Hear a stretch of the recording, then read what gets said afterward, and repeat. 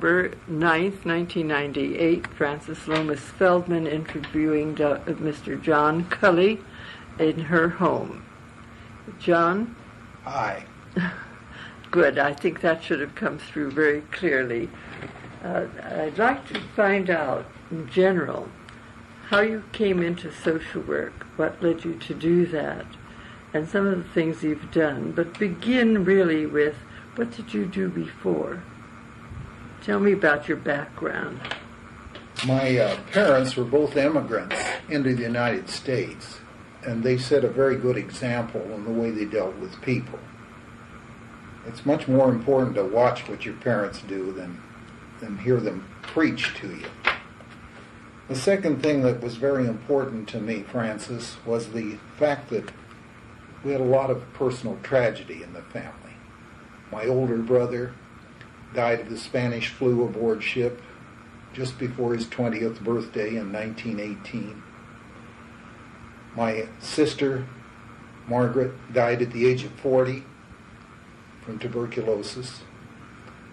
She was a Christian Scientist and didn't really observe, but then there was no specific at that time either. My younger sister, 18 months younger than I, broke down with schizophrenia at the age of 16, a very promising young girl who then had a long bout with that. So you might say that the illnesses sharpened me to the needs of people who need help. Mm-hmm. Does that answer your question pretty well? Yes, it does. Well, tell me first then about your education and what you prepared to do and what you did before you began to move into social work arena. Right. Very pleased. I went public schools, Los Angeles, born in Los Angeles, public schools, graduated from Franklin High, went to UCLA, graduated with a bachelor's degree in business administration, 1940. Went to work for Sears Roebuck and Company, worked there until I retired in 1980. What did you do there? General merchandising, sales, operating, personnel work. Even we were accused of discriminating, and I was representing the 12 western states. We were in 10 federal district courts at once. It was an interesting last assignment. Well, were you living in Los Angeles then, or in some other city? Yes, in Pasadena, mm-hmm. but commuting to the headquarters in Alhambra. I also worked in Arizona, and that's about it. My time at Sears was interrupted twice. In World War II, I was in the Navy for 3.5 years, and in Korea, I was recalled to active duty because I stayed in the reserves and spent 2 years in the Navy. I'm a retired lieutenant commander, USM Reserve R. I retired in 1980, as I said, and I've been doing a lot of volunteer work since. You might call me an officious intermeddler. I like to see if I can help people who need help. Now, your total work experience, paid work experience, aside from military service, was with Sears. Did you do any volunteer activities while you were with Sears? Yes. Every Sears employee is offered the chance to work for the United Way, Community Chest first and then United Way. So I was always on those campaigns, calling on companies. They would release you to go out into the community because it felt very important. I also did a number of things that at that time I was with the Boy Scouts troop in Pasadena. Had you been a Boy Scout yourself? Yes, and my son was a Boy Scout. Mm-hmm. And he was a Boy Scout until he discovered girls. And at that time, they didn't have any tangible things. I also served on a number of youth authority things, both the Girl Scouts and 3 different times I served on the youth things for the store, where we supported youths that were learning business. Now, was this the California Youth Authority, or were these voluntary agencies? These are all voluntary agencies mm-hmm. of non-profit. Non-profit.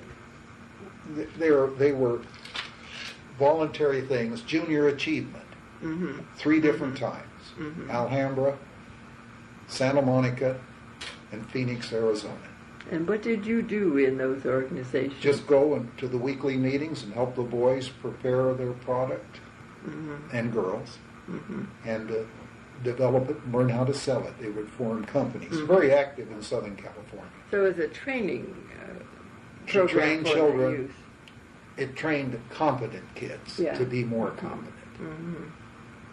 But those are the things I did while I worked at Sears. And then when you retired... Well, now I actually did some things before I retired. Yes. Remember I told you I retired in 1980. In 1955, I went on, my wife first, and then I went on the board of the Hathaway Home for Children, right here in Northeast Los Angeles. And I was active until 63, at which time I was transferred to Arizona. Yeah. What was the function of the Hathaway Home? Hathaway Home is for emotionally disturbed, clinically, really pre-psychotic children, ages 6 to 13 years of age. Been in existence since 1919. In my time on the board, we acquired the Cecil B. DeMille Ranch up above Sunland. And we're really very much the equivalent of Vista Del Mar on the west side. It's just a mile or two from where we sit, the original campus. Really, it's my interest in mental health because of my younger sister. The second one I started while I was still working was when I came back, I went to Portals. Portals is a mental health agency on the near west side. They follow the clubhouse thing. They say that everyone can improve. You've got to show them how to live independently, how to live in supervised living, basic skills, and eventually even working. And we've been very successful at Portals in that. We, some years, have placed more stabilized, mentally sick people than all the rest of the California mental health agencies combined. They've used Portals as an example. And Mark Weinstein, of course, has been the heartbeat there, and I'm a very strong supporter of him. I think his methods are very good.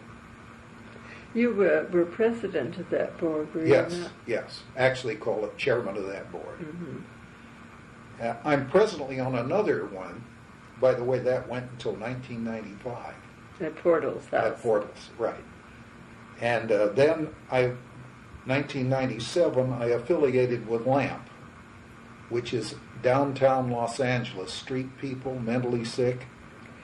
How do you spell that? LAMP. Are the initials? Or is that the name? There's a name. It originally was Los Angeles Men's Program. Oh, so it's an acronym. That's correct, LAMP. And I'm still active there. We serve about 600 people of the 12,000 that are on the streets on the east side of downtown Los Angeles. A greatly undersubscribed thing. People don't like to think of that. By the way, Gene and I also support Union Station here in Pasadena, but only financially. I haven't taken an active part like I am at LAMP. Yeah. Now tell me what you do at LAMP. Well, I'm resource development. This is my first year. See, I only started a year ago, a year and a quarter ago. And my job is to get money. Without money, nothing works. And we've been quite successful. We just raised $100,000 at a golf tournament. Called it Skid Row Golf. Keying off. Next project there is to pull together the downtown businessmen who are should be greatly concerned with the slums right next door and get them to help. And we're making grounds. We're making steps. We're gaining. Then does LAMP provide shelter and food and something else? All three. First, the people that sleep under bridges or on the sidewalk in cardboard don't trust anyone. They have no family, no functional family. If they had one, they threw them out. We first offer them a cup of coffee to come into our day center. Then, after they come in and they feel confident, then we say, would you like some fresh underwear?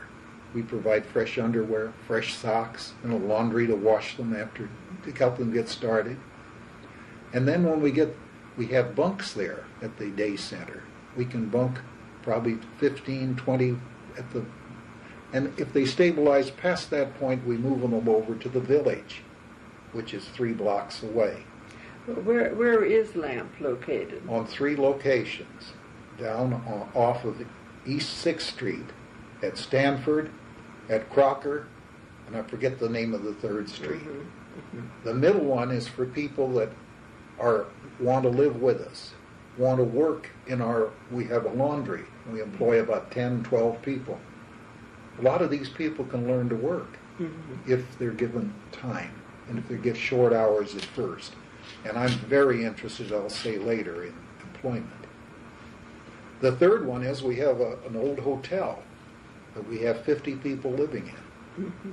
For your information, 2 of our people there are Harvard men. So I want you to know misfortune mentally occurs everywhere. Mm-hmm. And that took me several years to discover that. Almost every family is affected sooner or later.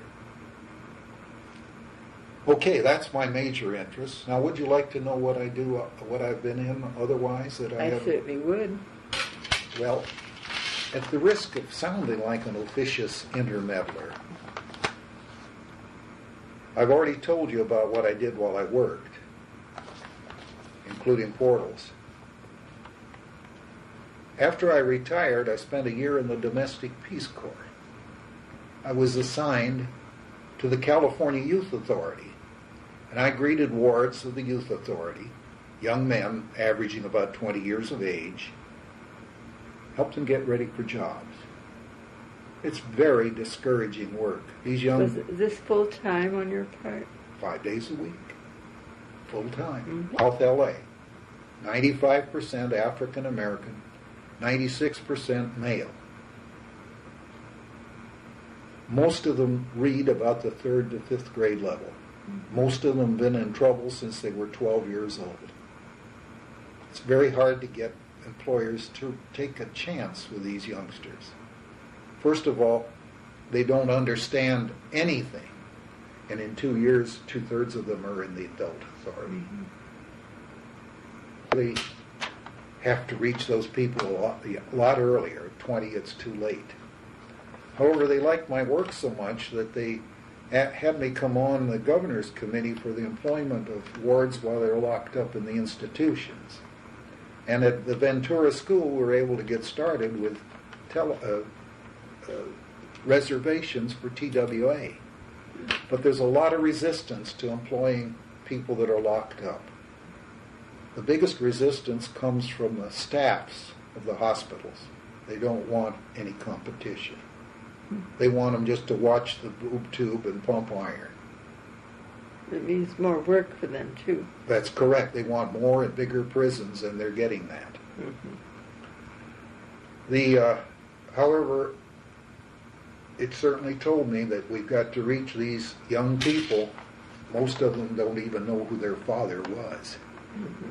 Most of them have an ineffective mother, very often into substance abuse. Most of them have whatever family they had was a grandmother. Okay, so much for that. I was served 12 years on the 12 years on the Mayor's Committee for the Employment of the Handicapped. It's the Los Angeles mayors. No, the West San Gabriel Valley. West San Gabriel Valley. Yeah, the 10 cities clustered around Pasadena as far east as El Monte. Very important work, and what we try to do is get jobs for the handicapped. And that one of the great weaknesses in formal education is it doesn't point people with disabilities to realizable work they can do. Mm-hmm. The next thing I served on back in 84 to 86 was on the board of Foothill Family Service right here in Pasadena. I only served 2 years. I was not impressed by the leadership at that time. California Social Welfare Archives, 1993 to present. And of course, as you know, I was formerly president, and I'm presently still active on the board as treasurer. Any explanation? I think I can put that in. All right. The next thing that I did from the California Social Welfare Archives, they got me on the Board of Counselors for the School of Social Work in 1997. It's very important high-level work, largely involved in recognition and fundraising. And I serve at the pleasure of Dean Flynn. If she wants to get rid of me, I'll go gracefully. But I do enjoy meeting key people and hearing what's looming, not only in the School of Social Work, but the university as a whole, because the university is a city by itself. I might say, as a UCLA graduate, I'm very impressed with the University of Southern California. That ain't a lot. No, it's showing maturity. One of my most demanding times that I had after retirement was starting in 1982 until 1996, was working for the Management Council for Merit Employment Training and Research. I was based at the headquarters of the Los Angeles Unified School District. Larry Cooper was the president. When he became unable to continue, I took over as president the last 3 years. Tell us how that organization started. That started after the first Watts riots, when the business community of downtown... 1965. That's correct. When the business community of Los Angeles discovered South Los Angeles. They discovered it was without hospitals, it was without courts, it was without employment offices. If you were unemployed and wanted a job, you had to go to Long Beach or up to L.A. Thanks largely to this active group, many things were put in place. The various shortages that I mentioned before have been corrected. But they realized quickly. Was this under the auspices of the Chamber of Commerce? No, not exactly. This was, many were members of the Chamber, and we first met at the Chamber, but then the school district gave us free rent, so we moved over there early, before I came, because I didn't come until 82. 82. My own company helped support it, Sears Roebuck. But the real thing is merit employment, meaning we don't ask anyone to hire who isn't ready, but we ask them to give them more time to get ready. Management Council for Merit Employment, Training, and Research. The University of Southern California did a research project on what we did, and the answer was it was positive in the community. But the big thing is, for many years we've been going out to the junior high schools and high schools with people from companies who tell them what their education has meant, the kind of a job they have, and explain to these young people the importance of getting ready for a job like mine. I'm reminded of the man from Edison, a Hispanic, this is an American as you, was talking to a 4th Street school on the east side of Los Angeles. He opened up in Spanish. He said, "How many of you here can't understand English?" And 3 boys' hands went up, because they're coming in all the time. Yeah. And in Spanish, my Edison man said, "You sit next to someone in the room who can fill you in, because from now on I'm going to talk English." Then he switched over. He said, "How many of you in here speaks English?" Every other hand went up. "How many of you in here speak Spanish?" Every hand went up. Girls. And then those hands went up. I want to address that. If you're bilingual, you have a leg up on everyone else who isn't bilingual. Do you know that? If you get the proper education, you can go a long way. And if you're a girl, you got another leg up, because every company is looking for qualified women. He said, I work for a woman manager. I'm well paid. She's paid a lot better than I am. And with that, the principal applauded. She was a woman. What we need to do is inspire our young people, and that's the main thrust of the Management Council these 12 years I was there. Questions? Do you need to? If I remember correctly, you worked with parents too, or you formed groups of parents? No, not with this one. Not with this one. First thing I did at Sears on my last assignment was to set up the helpline. What is the helpline? That's for people that have enormous problems, like substance abuse. Either the employee and is showing up in bad performance, or his spouse, or his children, all of which affects his job performance. We started that on the West Coast, and it became national. When I retired, I was told that was the best thing that anyone could have done. That's like an employee assistance program. Exactly. We called it the helpline. Done quietly, anonymously. We've saved a lot of people. I had a vice president who told our head medical woman, does John Kulli know my wife is an alcoholic? Doesn't know who we're serving. I keep that right in my good. She said, well, he said, it's been a great burden off me, the help that's been given to her, and subsequently died. How did people know that it existed? Word of mouth. When you have a badly performing employee who's got 10, 15 years service, hopefully your personnel manager just don't call him in and fire and find out what's wrong. Well, why don't you say? Cases we say you better see it if you want to stay. Otherwise, we're going to have to let you go because your attendance is so bad, or your performance is so bad, or you're getting along with people is so bad. Now, do they have full-time employees working in Helpline? No. Oh, just volunteers? No. We refer them to agencies who perform the job. In other words, if I'm interviewing you and you have a booze problem, I'll say, we want you to go to this agency and see if we can straighten this out. We don't feel qualified. How would I know where to go to see you? You've been called into the office and you've been told, Francis, if you don't straighten out, you won't be here much longer. This is a final warning. But we think, from your breath, I've had reports that you come to the job intoxicated. Oh, everyone drinks, you would say. No, not when it interferes with your job.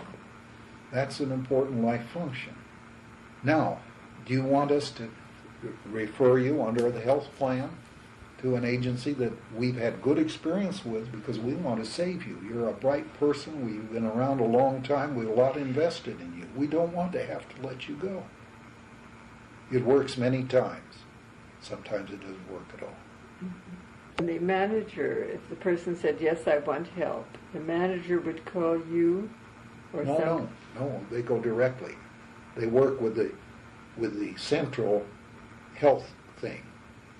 The woman that I named. Oh, that's what I was trying to get at. Yeah, no, I kept out of it. I just set it up. You set it up. Yes. But somebody else did the referrals. Now, was that woman a full-time person? Oh, yes. Well, that's what I meant. Yes. How it was staffed. Yes, full-time.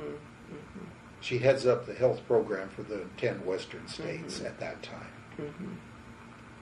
You have professionals in on this. You can't have amateur store managers or personnel managers doing it because they don't know what's needed to be known in order to do it correctly. Do you recall what her qualifications were? Was she a nurse? Yes. And a very nice person, very warm person, and knew the Sears health plan very well. Oddly enough, Sears adopted it, but Allstate Insurance, which was a wholly owned subsidiary, declined to adopt it. Okay, so much for the helpline. If we can move to the next thing. Go ahead. One of the things I feel best about is the AltaMed Medical Foundation on the east side of Los Angeles. I joined that as a gringo in 1989 and retired as chairman of the board in 1997, reluctantly, because it should be a Hispanic name, not a Kulli. Mm-hmm. But they were short and they needed a man quickly, and so they grabbed me. We serve about the east side crescent of Los Angeles, and I mean from San Fernando all the way to the beach, is very underserved. A lot of them are immigrants. A lot of them are illegals. They don't know where to turn for help. They're afraid of being deported. We serve them. Womb to tomb. Mm-hmm. We have a very active $3 million program that's devoted to school-age mothers. Where did the $3 million come from? The state of California. A special thing that had Governor Wilson's blessing. Wilson has some good sides to him. It isn't all negative. His wife, Gail, is a very nice person. She has convinced him that this was a necessary program, and it's been a great success. It's now in its 4th year. Mm-hmm. We also take care of old folks. Much better to have old folks at home with assistance than living in a warehouse at $3,000 a month, $4,000 a month. I have 450 employees, a $30 million budget. It's been a great success. And it's all state money. No, federal, state, and some private. Foundation. The Amundsen Foundation has been very generous, and a lot of other foundations. Mm-hmm. Who started this organization? It was started as the East Side Free Clinic 25 years ago. Mm-hmm. It worked out of a storefront. It was originally designed to help druggies. Mm-hmm. We do that. We had the 3rd largest AIDS program.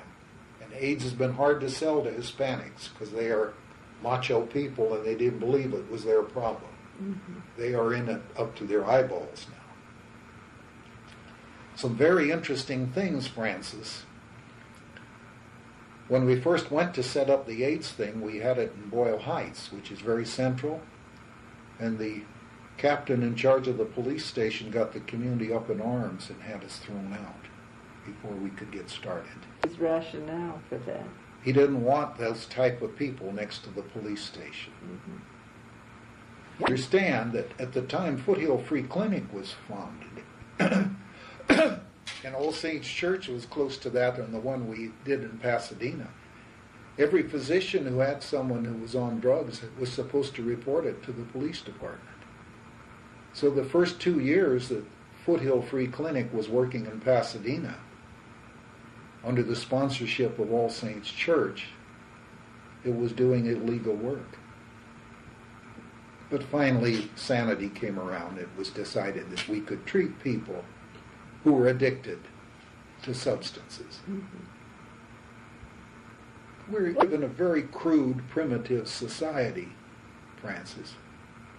It isn't as nice as the School of Social Work, where we got people that have hearts.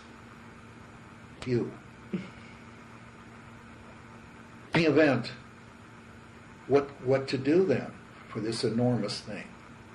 We found a building right off of Zonal, mm-hmm. and every morning a lineup of people coming for their shot of methadone so they can keep off heroin so they can go to work. Mm-hmm. They have to take it right there, otherwise they sell it. Some of them in society. Yes, the picture. And of course we have an enormous AIDS thing.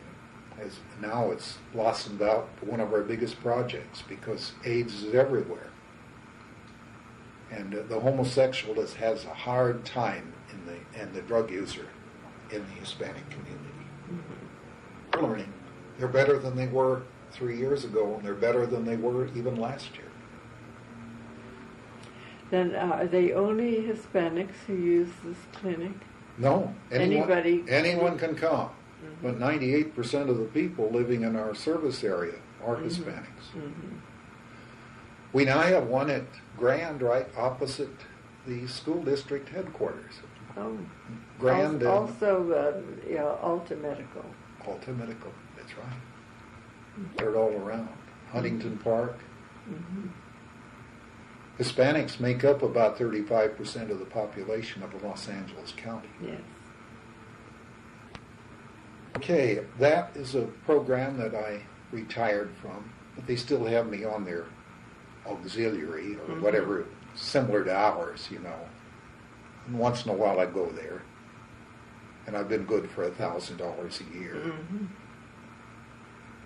I enjoyed working with those bright young Hispanic people. They're going to be leaders in our community as soon as they get a little older. You know, so many of them are under 21 years of age. But I'm talking about that segment that we have on our board, 30 to 40-year-olds. They're going to be state of California leaders in another 10 years. First-class people, accountants, lawyers, physicians. Who selects them for this board? The board does. We try to get, just like we try to get for California Social Welfare Archives. One physician that we got from the Children's Hospital has an MD, PhD. And he's got a nice Anglo name. I said to him, how did you get interested in this? He said, my grandmother, it's the border, a wetback, which is a derogatory term. They don't like to be called wetbacks. They like to be called undocumented, and that's much better. But that was many years ago. Do you have any other things you'd like to know about Altamed? I believe that Carlos, that our De La Rocha has been interviewed. And I believe he's somewhere in our files. That may be, I don't know. If De La Rocha hasn't been, he should be. And you remember it was his wife that came on our board briefly, and then she wasn't allowed to come anymore. And that is a problem I discover in the black and the brown communities. But you say she wasn't allowed to come anymore.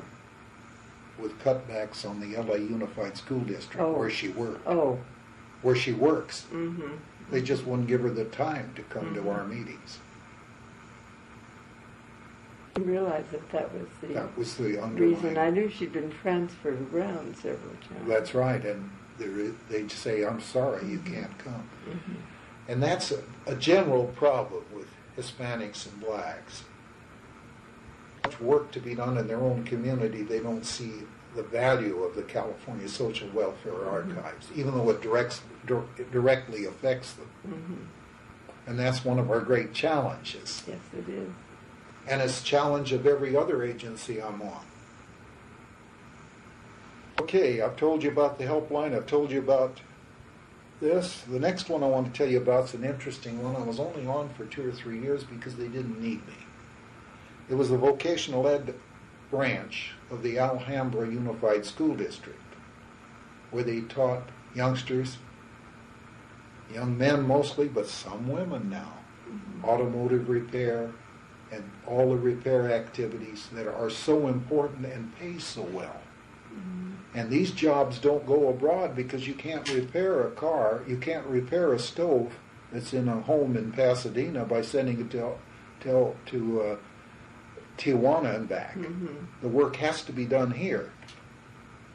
So we should, for people that are not academically inclined, we should send them to learn a skill, plumbing, electrical, bricklaying, all of these things that have to stay here at home. Automotive repair, motorcycle repair. This is one of the things that I found so frustrating in the Youth Authority. These are things that all should be trained inside the institutions.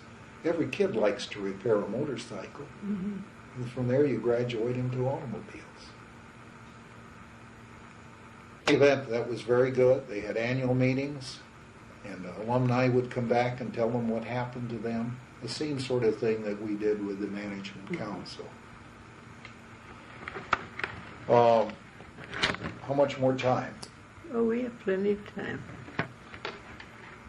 Another small group I'm with is the Alliance for the Mentally Ill, San Gabriel Valley Support Group, which meets where your nephew works, where he's assigned.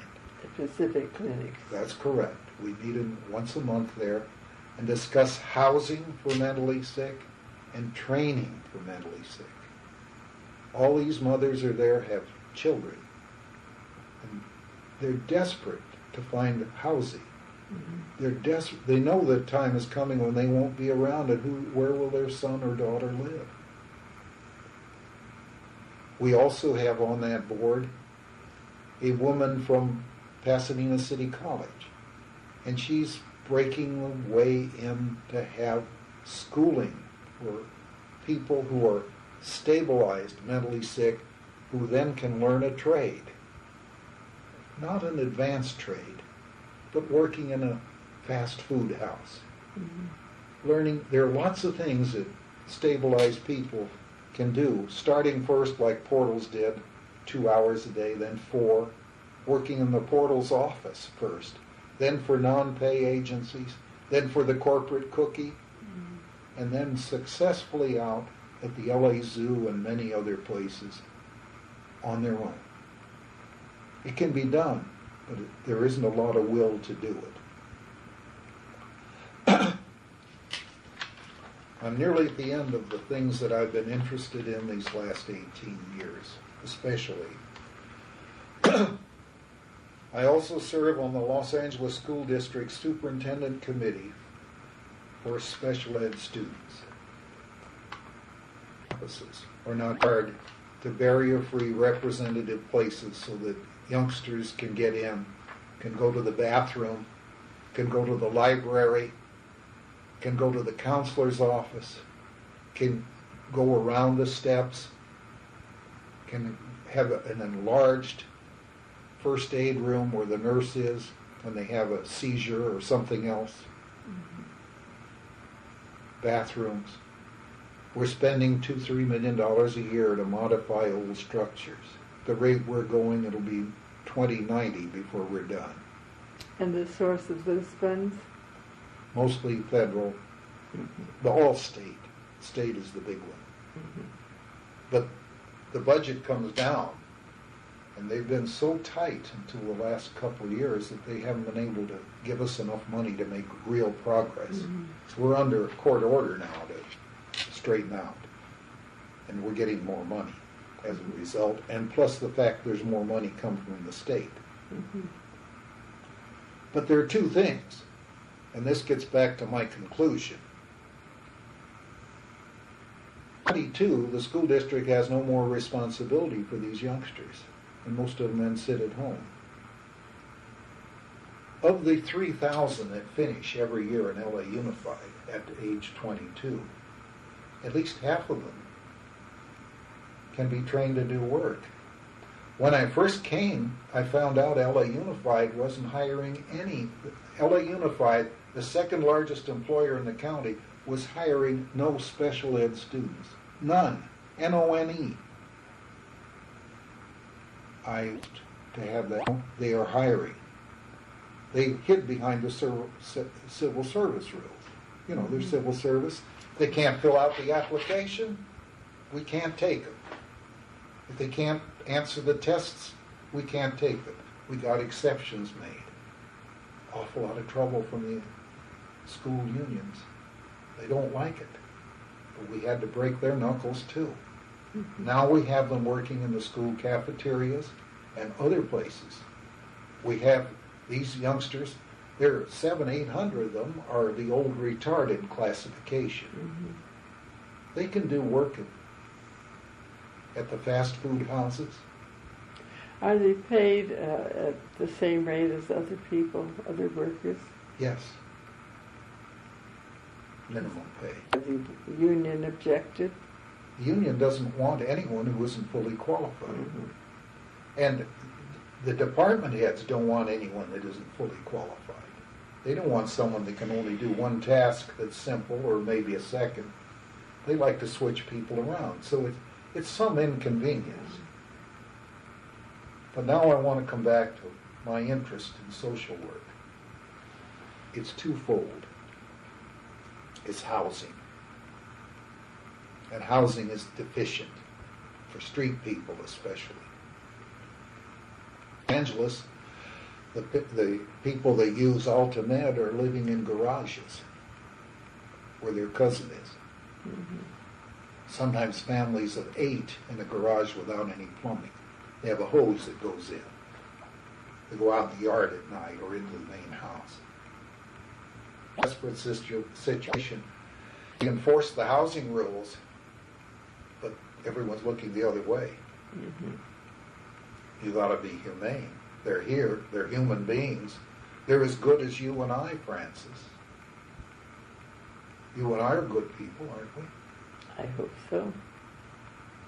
We all came from immigrants fairly recently, didn't we? Mm-hmm. Very few of us came over on the Mayflower. Couldn't have held all the people who claim to have been on the Well, Mayflower. people have to gussy up their ancestry. The next thing is jobs. And I have had men with cerebral palsy come in to me. They have a bachelor's degree from one of the state universities. No counselor's ever told them what kind of work they can do. They think because they have a degree in accounting, they can go to work. Well, maybe they can, but if they can't write and if they can't communicate, even a back office job is difficult. Mm-hmm. So when we look at someone, when our caseworkers go out, you can't make everyone a college, but where they are and what we can train them to do. And I believe the most important thing for felons, for the disabled, and that includes mentally stabilized, is to get them ready for employment within the limits of their ability to handle, with training. And as Larry Cooper often said, the employer should be told to take a little more time, but when they're able to do the work, they won't leave you because it's the first job they've ever had in their lives. Mm-hmm. They'll put those hamburgers out at McDonald's forever, uncomplaining. They'll mop the floors, uncomplaining. And their parents are delighted because they can see that there'll be a life for them after they're gone. I'm on this. I'm going to close with a story. I was at the retirement dinner for the superintendent of schools, Walter Dingus, mm-hmm. of the San Marino School District. This was 10, 15 years. You must be pretty proud. 25 years as superintendent, sending more to college and having the highest test scores. He said, I feel terrible. 30% of our children are going to be branded failures because they're not college material. They're not interested in academics. Their parents are. They're pushing them to hell because it's all professional people, multi-degreed. Mm-hmm. And he said, in the San Marino High School district, we haven't got a single vocational. Very, very sad. But it's reality. Mm-hmm. I'm all through unless you have some questions. You now know what an officious intermeddler is. I got down to N. Well, the theme that runs through everything is attention to work opportunities, and preparing people for work. And along with that is the mental health strain of meeting people's mental health needs, so again they can work. That's right. Is that right? That's right. Some people coming out of portals and out of LAMP too, because they're really different viewpoints, will never be able to be economically independent.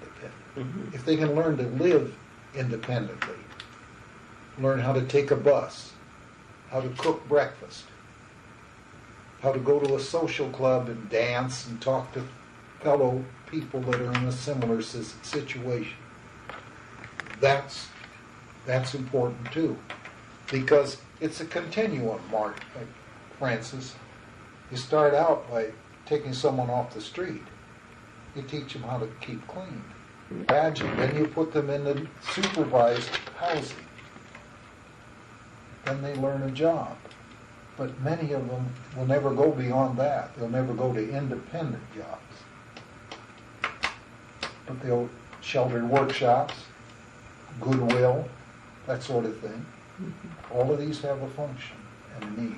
I didn't tell you about the time I was also on the Goodwill board at one point. No, you didn't tell me about that. No, I've got so many now that, I'm just a do-gooder. Would you forgive me for being Absolutely, a do-gooder? absolutely. Now, out of all, there are really two questions I want to ask you. One is, you have seen a lot of changes in the years that you've been working as a volunteer in the community at large and in attitudes towards people who are in trouble. Is that right? I've seen changes. I don't know that they're all for the better. Well, tell me a little about that. What do you think? I think the pressure at the employment level today, with downsizing, extensions, I think there's less time to go out into the community. And I think if you don't do volunteer work at 33, you won't do it when you're retired. Mm-hmm. And most retired men that I know from Sears, and it's true elsewhere, don't help in the community. I used to ask Larry, you're retired from the phone company. How about getting some of them in? He says they're retired. Himself is retired. No. Indicating that volunteers should begin their volunteer activities early. That's correct. They should first select parents that set a good example of helping. Mm-hmm. Now, we don't have much choice when it comes to selecting parents. You and I were lucky. But many people aren't as lucky as we were. The second thing is we must encourage companies to let people go. For example, it may be true to this day, but LA Unified wouldn't let its teachers go to jury duty. Well, that's shocking to me. Mm-hmm. Sears and all the private industry had to do it. But the agency should do it too. Mm-hmm. Now, we've been trying to get some of your people on the faculty to do some time, with us. But they're all very busy. Do you notice that? Mm-hmm. Yes. They run away from what they're trying to do.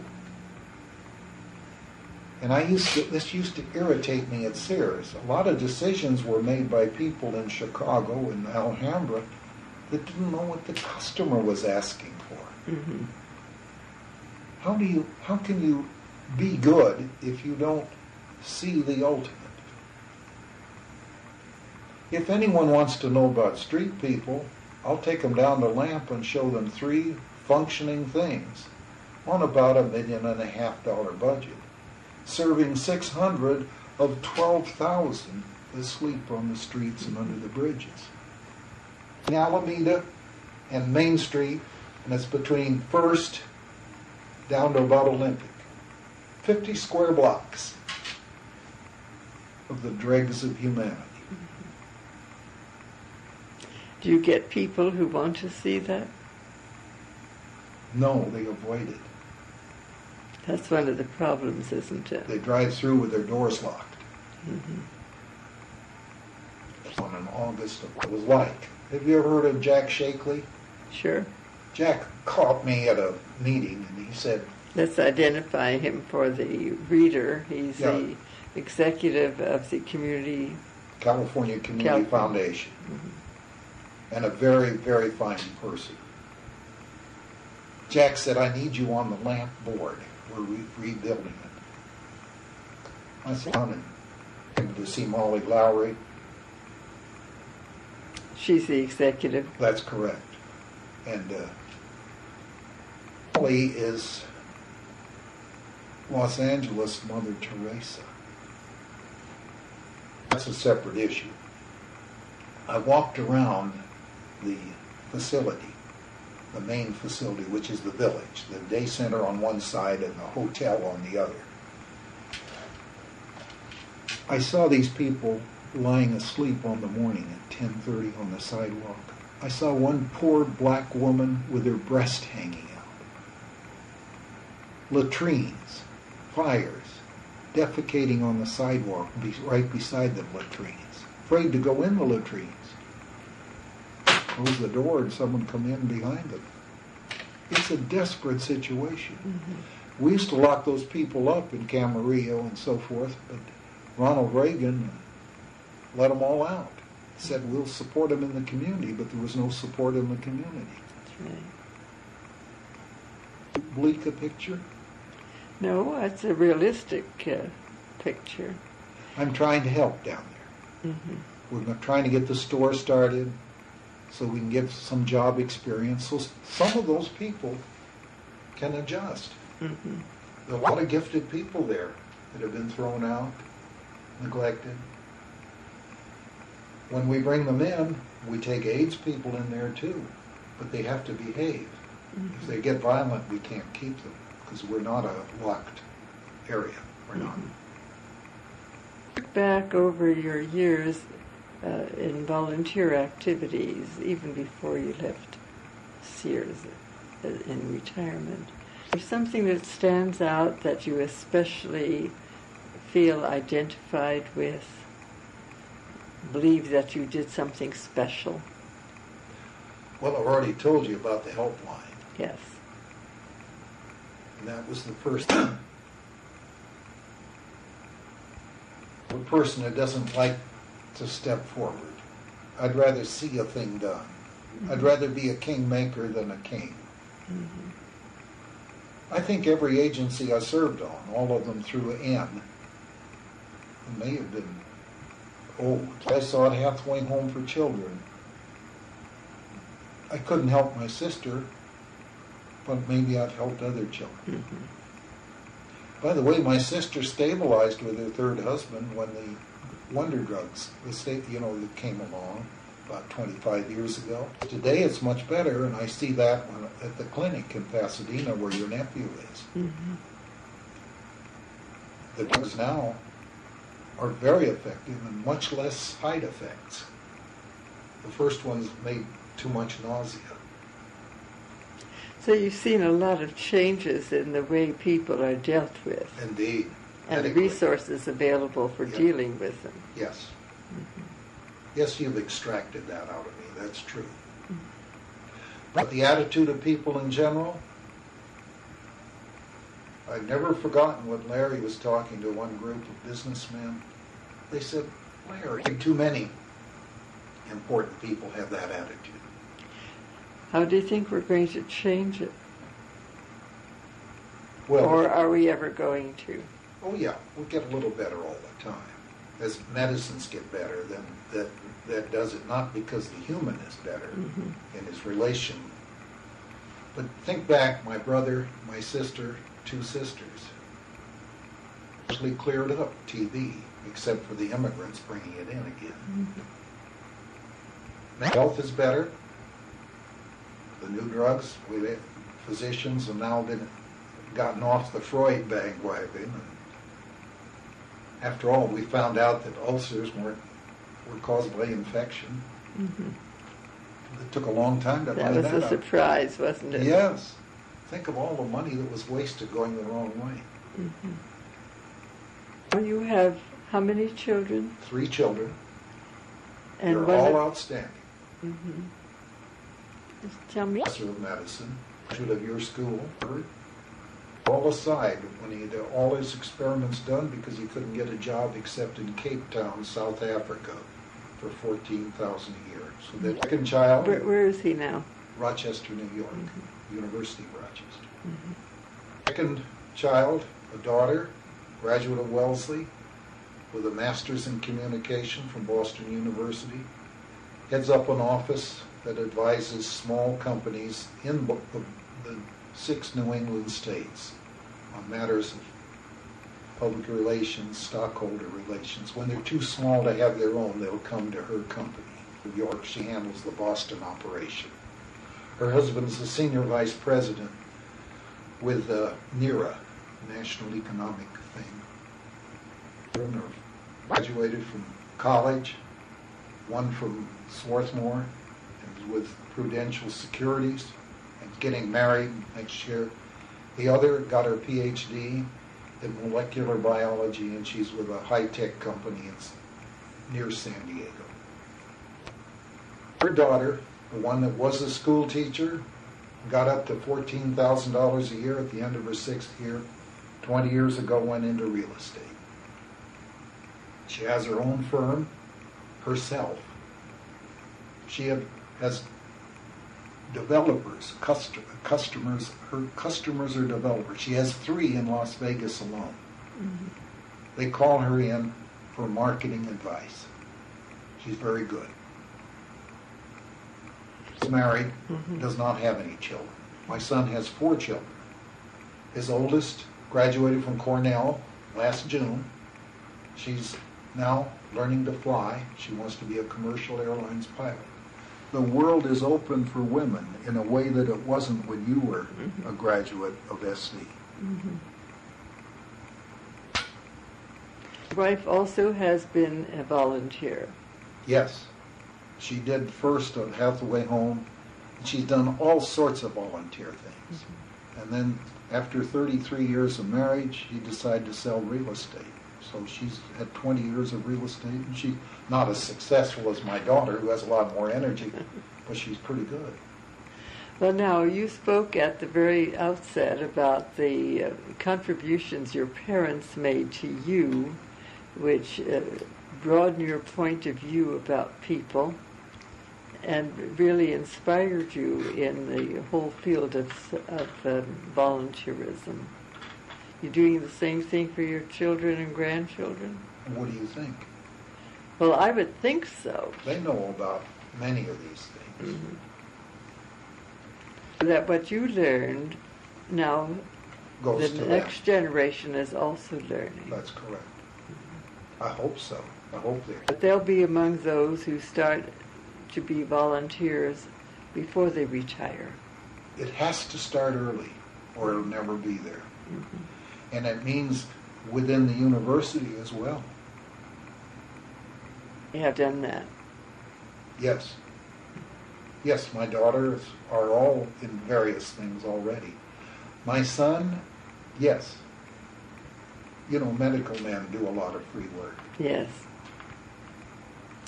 The University of Southern California's medical school would be very proud of my son. Well, you should be too. I am. And I see that you are. Well, I think maybe it's a good note on which to end, that we're into a 3rd generation of Kullys helping other people. 3rd? Yes. So they have a 4th generation. I remember one incident of my father I'll share with you. The year was 1936. My sister had just broken down. They didn't know what it was. And quite recent. It was important. Take quite a jawing from, I remember my mother saying, look, you have a sick daughter. You're giving away property. So if he had taken it back, he could have sold it for $5,000 or $6,000. Mm-hmm. But she calmed down. He was empathizing with this man and his That's problems. Correct. And I observed the whole thing. Mm-hmm.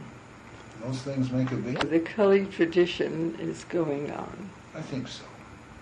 Well, that's a good note to end on, and I thank you very much. Well, one final thing. All right. Jean and I give away $20,000 every year to various charities. That's very good. Our tax people say you give away too much. Well, we can get by. Our children are gone. Too much in terms of taxes, but not in terms of your own satisfaction. That's correct. Well, they say we don't have any other clients that give this percentage. Yes, yes. That's good. Keep on doing it. As long as I can.